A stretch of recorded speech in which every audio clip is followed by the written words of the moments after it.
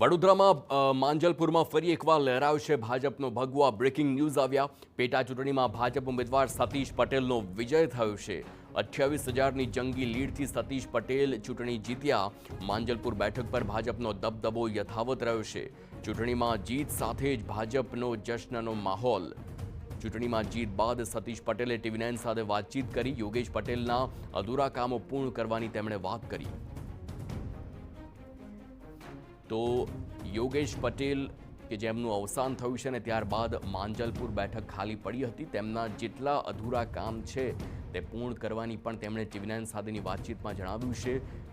સતીશ પટેલની ટીવી9 સાથેની ખાસ વાતચીત અને જે પ્રકારનો જશ્ન ચાલી રહ્યો છે તેના સીધા દ્રશ્યો આપની સ્ક્રીન પર ઢોલ નગારા સાથે આ વિજય ઉત્સવ ચાલી રહ્યો છે અને તેમણે પણ જે પ્રકારે ટીવી9 સાથેની વાત કરી છે તેમાં યોગેશ પટેલના અધૂરા કામ પૂર્ણ કરવાની તેમણે વાત જણાવી છે।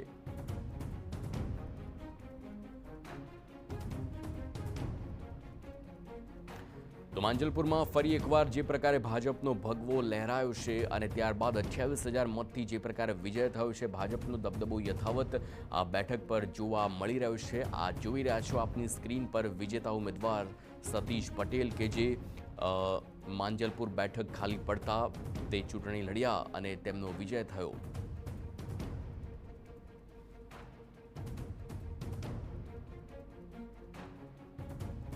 તો આ જશ્નનો માહોલ।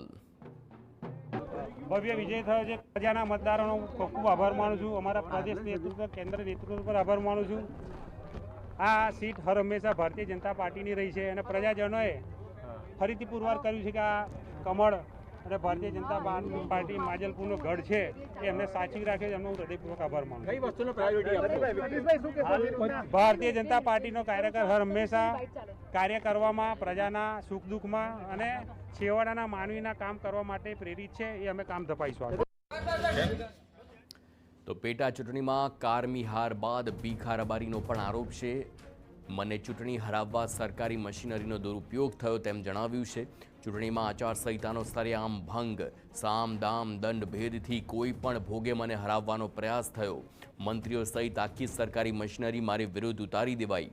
આચારસંહિતાના ભંગથી મને ભારે દુઃખ થયું છે તેમ જણાવે છે ભીખારબારી।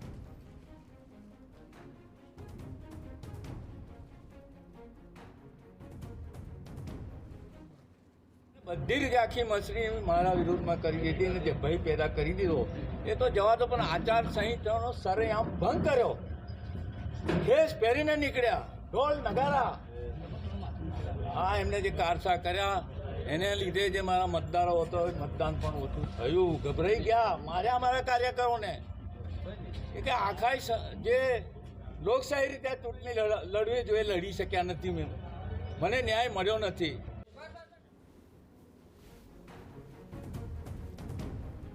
તેમના જે પ્રકારના આક્ષેપ છે આચારસંહિતા ભંગની તેમણે વાત કરી। હાર બાદ પણ ભીખારબારીએ અંતિમ શ્વાસ સુધી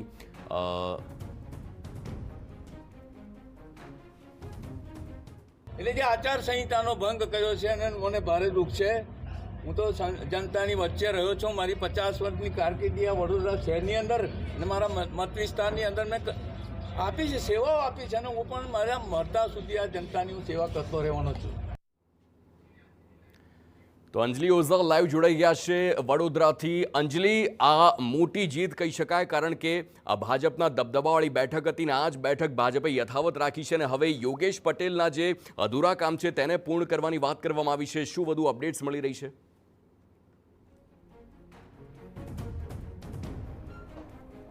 બિલકુલ, જે રીતે માંજલપુર વિધાનસભાની પેટા ચૂંટણી જ્યારથી ડિક્લેર થઈ ત્યારથી જ સતત ચર્ચામાં રહી। સૌ પહેલાં તો જે રીતે છાણીના સતીશ પટેલને ટિકિટ આપવામાં આવી તેને લઈને સ્થાનિક કાર્યકરોમાં ક્યાંક નારાજગીનો માહોલ પણ જોવા મળ્યો હતો। આ તમામ જે કાર્યકરો કે જેઓ નારાજ હતા તેઓ દ્વારા સોશિયલ મીડિયામાં પોસ્ટો મૂકી અને પોતાની જે નારાજગી છે તે વ્યક્ત કરી હતી। બીજી તરફ જ્યારે મતદાનનો દિવસ હતો તે મતદાનના દિવસ આખા દરમિયાન જે રીતે ભાજપ અને કોંગ્રેસના આગેવાનો અને કાર્યકરોની વચ્ચે સતત જે હાઈ વોલ્ટેજ ડ્રામા થયો, મતદારોની વચ્ચે જે રીતે તે લોકોની મારામારી થઈ, આ તમામ દ્રશ્યોની વચ્ચે 37% જેટલું મતદાન નોંધાયું હતું।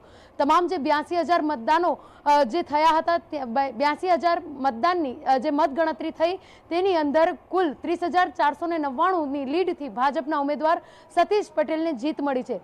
ભાજપના ઉમેદવાર કે જેઓ જીત્યા છે, ધારાસભ્ય તરીકે તેઓ આવ્યા છે, તેઓ દ્વારા ભીખાભાઈ રબારીએ ચૂંટણી હાર સ્વીકાર્યા બાદ જે રીતે આક્ષેપો કર્યા કે ભાજપ દ્વારા મતદાનના દિવસે જે રીતે ઢોલ નગારા વગાડી મતદારો પાસે જતા હતા, તેને લઈને મતદારોને ગભરાવ્યા હતા.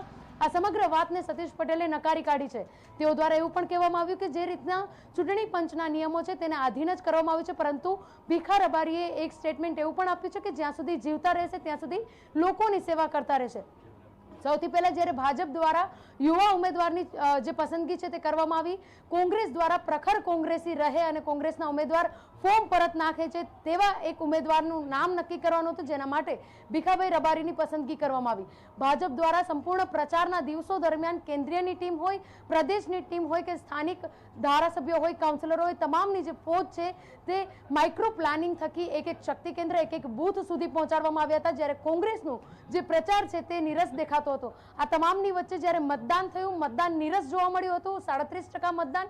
એટલે ગત જે વિધાનસભાની ચૂંટણી થઈ તે દરમિયાન યોગેશ પટેલની જે લીડ હતી તે 37% પણ વધારે હતી, તેના જેટલું આ વખતે મતદાન થયું હતું. તેમાંથી 30,499ની સરસાઈથી જ્યારે આજે સતીશ પટેલનો વિજય થયો છે, ત્યારે તેઓએ યોગેશ પટેલ દ્વારા જે કામો કરવામાં આવ્યા હતા ને તેમના દ્વારા સૂચવેલા કામો કે જેઓ અત્યારે પેન્ડિંગ છે, તેમાંથી સૌથી પહેલું કામ જમીનને એને કરવાના જે કામો છે કે જે પેન્ડિંગ છે, સ્થાનિકોની વારંવારની રજૂઆત છે, આ તમામ કામોને સૌથી પહેલા પ્રાયોરિટી આપવામાં આવશે ને ત્યારબાદ અન્ય જે પ્રાથમિક સુવિધાઓના કામો છે તેને લઈને આગળ ચર્ચાઓ કરવામાં આવશે.